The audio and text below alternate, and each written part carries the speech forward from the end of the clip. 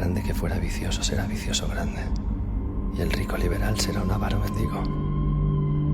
Que al poseedor de las riquezas no le hace dichoso el tenerlas, sino el gastarlas, y no el gastarlas como quiera, sino el saberlas bien gastar.